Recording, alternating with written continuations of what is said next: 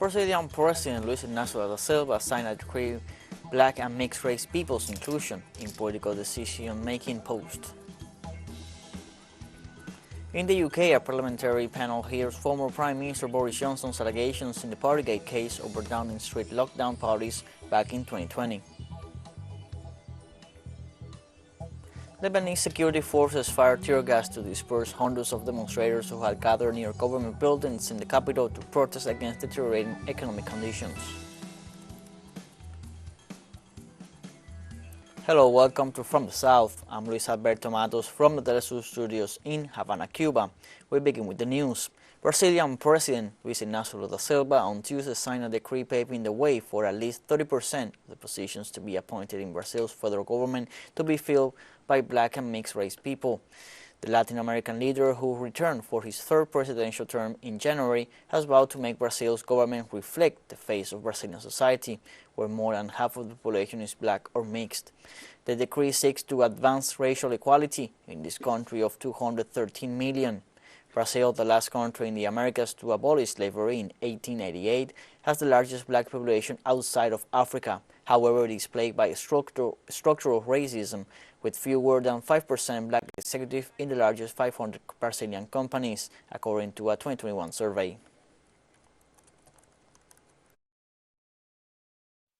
The truth is that no country in the world will be a true democracy while people's skin color determines the opportunities they will or will not have throughout their lives. Racism is at the root of the inequalities and therefore needs to be fought like a plague on the plantation. Only then will we have ever stronger harvest. Over 240 members of the Brazilian government are expected to travel to Beijing with President Lula on March 26. In Brasilia, our correspondent Brian Meir has more.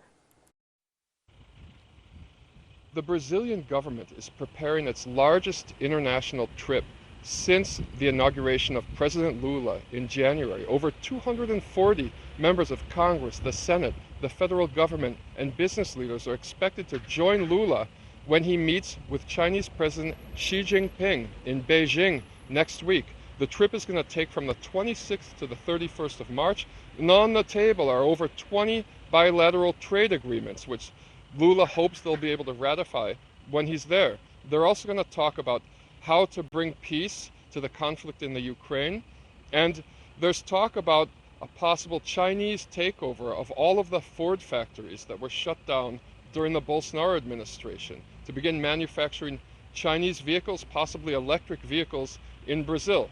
Now, China is by far Brazil's largest trade partner, so it's no surprise that President Lula is going to spend 4 times more time in China than he did in the US, which is Brazil's second biggest trade partner. China did 4 times more trade with Brazil than the US did last year. So it makes perfect logical sense, and they're hoping that they can build this relationship, strengthen this relationship, which according to the Chinese government was weakened during the Bolsonaro administration. We stay in Brazil. The federal police launched on Wednesday an operation against a faction of the first command of the capital PCC, the most powerful criminal gang of the South American giant. The gang had planned to assassinate several Brazilian authorities and officials, including the former judge and current senator Sergio Moro. The federal police reported that the faction intended to deploy its operations in at least 5 states of the country, including Sao Paulo and Brasilia. As part of the operation, about 120 federal police officers are carrying out 24-hour search and seizure warrants, 7 preventive arrest warrants, and 4 temporary arrest warrants in Mato Grosso do Sul, Rondônia, Sao Paulo, and Paraná. On Wednesday, meetings began in the Dominican Republic for the 28th Ibero-American Summit of Heads of States and Government to be held next Friday and Saturday. The 4th meeting of national coordinators and cooperation managers is held at the Foreign Ministry. In it, the Ibero-American Secretary General Andres Alamán will present his report, and the event's agenda will be adopted. On Thursday, the Ibero-American Conference is scheduled to meet with observers and advisory partners. Next Friday, the meeting of Ibero-American foreign ministers will take place. In this way, everything will be ready for the inauguration of the 28th Ibero-American Summit in the Osama Colonial Fortress on Friday night. The plenary session of the summit will take place on Saturday. After the re-establishment of diplomatic relations between Nicaragua and the People's Republic of China, both nations are taking steps to start exporting the first goods. From Managua, correspondent Kenia Doña with the details. The shrimp company of Nicaragua, Camanica Zona Franca S.A., a member of the Nueva Pescanova Group, located in the department of Chinandega and dedicated to shrimp farming, prepares to send its first shipment of this product to the People's Republic of China.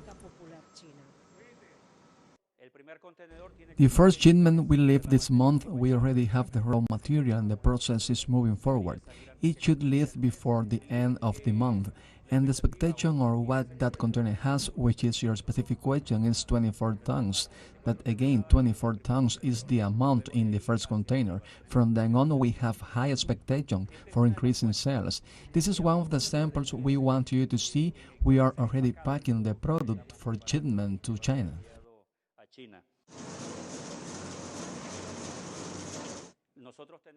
We have farms in Nicaragua in the area of the Royal Estuary of the Fonseca Gulf. We have 4,200 hectares. We currently producing up to 30,000 tons in the factory.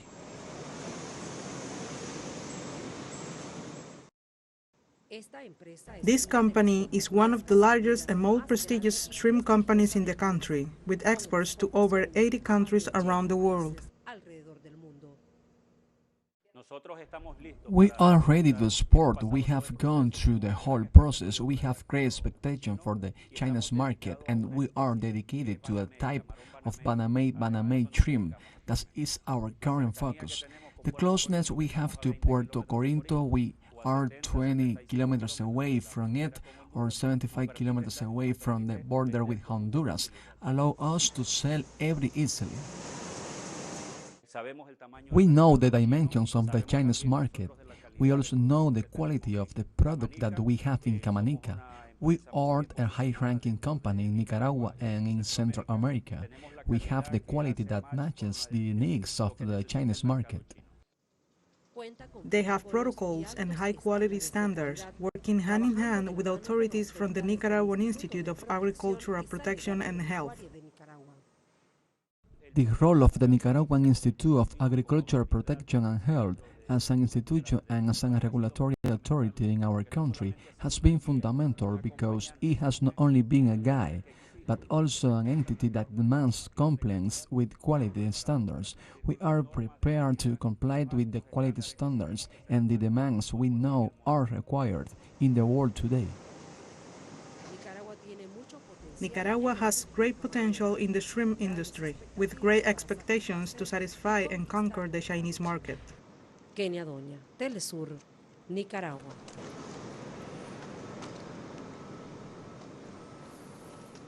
Let's take a short break, but first remember you can follow us on TikTok at the account of teleSUR English, in which you will be able to see news in different formats, news updates, and much more.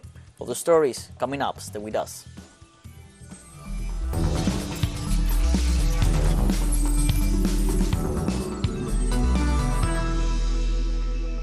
Welcome back from the South.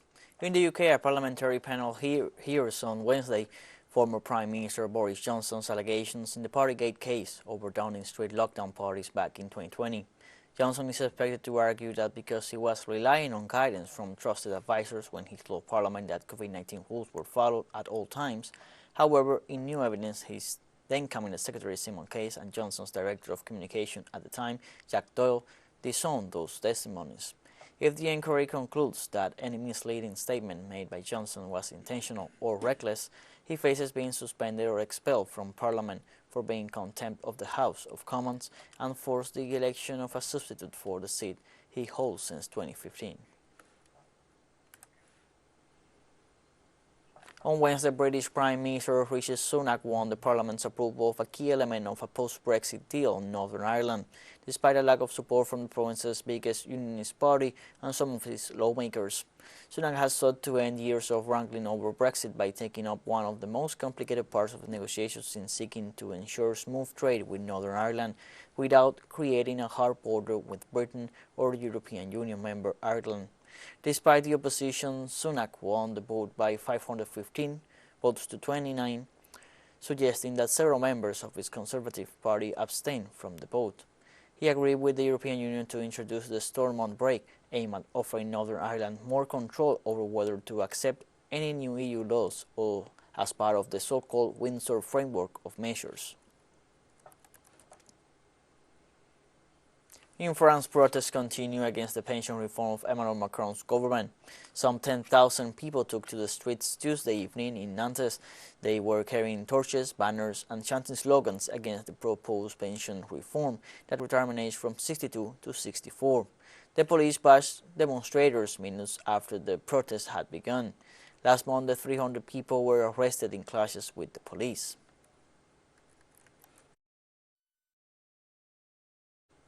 In this context, in the French capital, students and university staffers opposed to the government-pushed pension reform were stopped by police as they tried to reach Jesuit University after rallying in front of the Higher Education Ministry. In the face of protests, French President Emmanuel Macron on Wednesday defiantly vowed to push through the controversial pensions reform, saying he was prepared to accept unpopularity. He further said that the government should have the right to intervene in stopping the strikes as their effects on the economy have had a toll on the lives of the French people. On Tuesday, Interior Minister Gerald Darmanin had said that over 850 protesters have been arrested so far since last Thursday. Chinese President Xi Jinping and his Russian counterpart Vladimir Putin set their sights on shaping a new world order as the Chinese leader left Moscow on Wednesday. During his two-day visit, the Chinese leader showed a strong solidarity with his Russian counterpart and his people against the West, while adding that the Asian giant had an impartial position regarding the conflict in Ukraine. Both presidents also referred to each other as dear friends, promised economic cooperation, and described their countries' relations as the best they have ever been. In a joint statement released after meetings held behind closed doors, the leaders accused the West of undermining global stability and the North Atlantic Treaty Organization of barging into the Asia-Pacific region. Russian President Vladimir Putin has backed a peace proposal issued by the Chinese government on the first anniversary of Russia's incursion into Ukraine on February the 24th. The China-Russia joint statement issue reads that China appreciates Russia's commitment to resume peace talks as soon as possible and that both sides oppose the practice by any country or group of countries to seek advantages in the military or political areas to the detriment of the legitimate security interests of other nations, as well as unilateral sanctions unauthorized by the UN Security Council. Both parties also point out that to settle the Ukraine crisis, the security concerns of all countries must be respected. Blood confrontation should be prevented and fanning the flames must be avoided.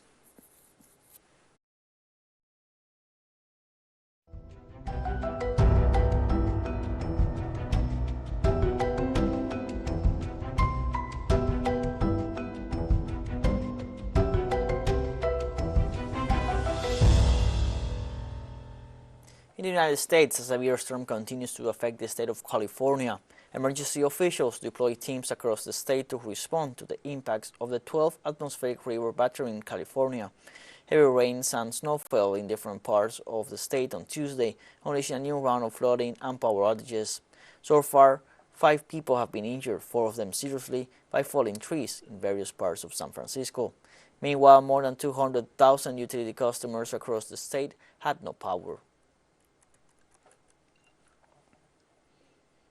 On March 22nd, the United Nations Water Conference opens. The start of the event coincides with the celebration of World Water Day, which has been held since 1993 to raise awareness and inspire action to address sanitation and the international crisis of the precious liquid. Scheduled until Friday 24th, the conference takes place in the midst of a global water crisis aggravated by climate change, so it will focus discussions on the challenges and possible solutions, as well as accelerate action around the precious liquid. According to UN figures, one in 4 people, that is 2 billion people in the world, still live without access to safe drinking water. It is expected that heads of states and government, ministers and stakeholders from all participating sectors will adopt the Water Action Agenda as a demonstration of the country's commitment to achieve the Sustainable Development Goal of guaranteeing water access for all.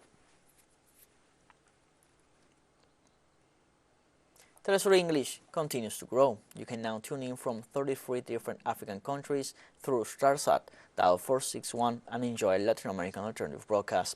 One final short break and we'll be right back. Don't go away.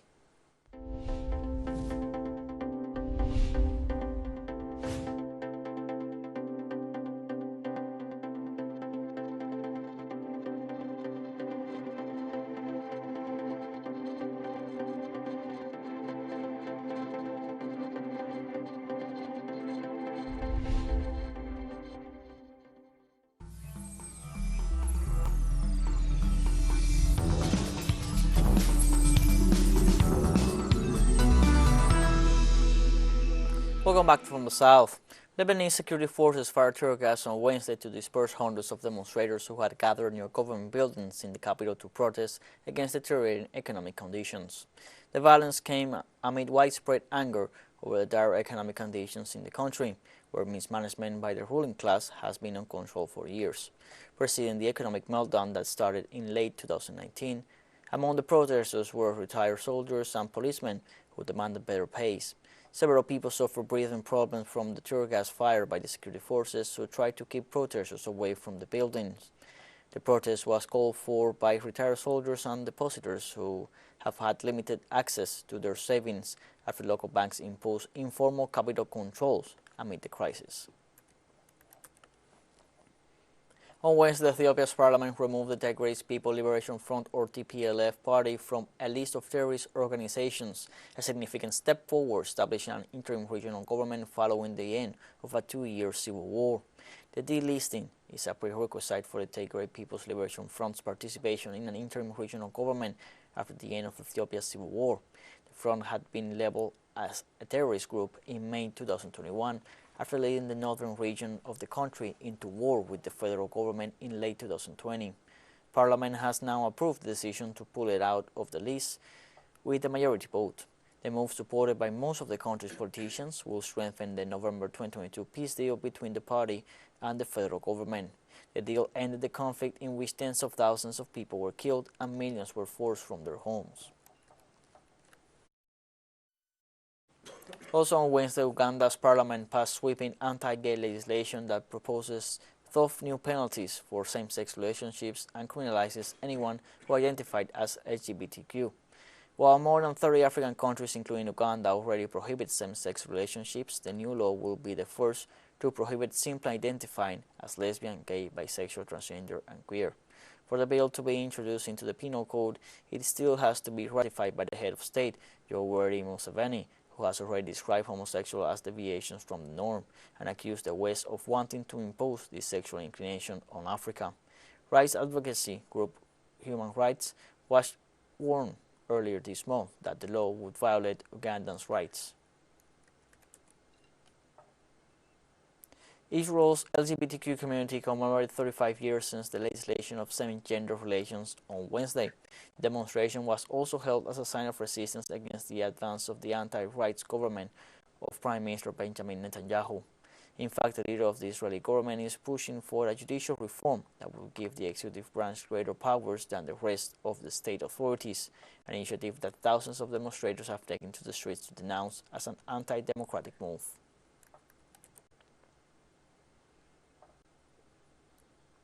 In Syria, the Aleppo International Airport suspended its operations on Wednesday following an Israeli missile attack. According to the Ministry of Transport of the Arab country, the decision was taken due to the damage suffered in its facilities after an Israeli aggression on Wednesday morning.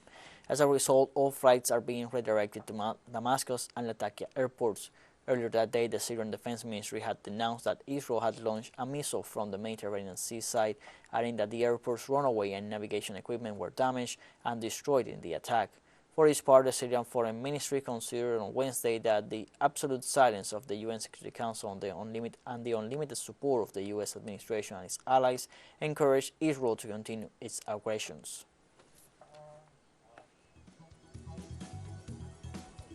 We have come to the end of this news brief. You can find these and many other stories on our website at telesurenglish.net. You can also join us on social media, Facebook, Twitter, Instagram, Telegram, and TikTok.